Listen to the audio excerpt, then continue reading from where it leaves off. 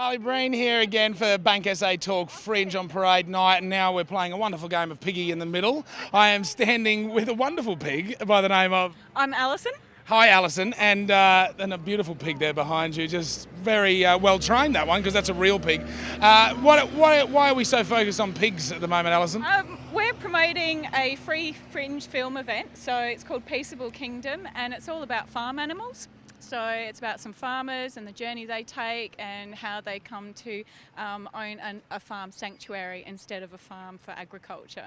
And so Priscilla, paper mache life-size pig, is the perfect float for us. And we're all dressed up as farm animals, and we've got friendly farmers as well. So and they'll be handing out postcards about the event. Oh, wonderful, that's great. Now, are these your own uniforms? Because I imagine this walk up the hill might get a little bit hot and sweaty and you won't really want to be returning that, or maybe you will. No, these are definitely ours. We have a collection of them. We're called, we're part of a group that's promoting this event, but Animal Liberation South Australia has this really great outreach project called the Vegan Flash Mob.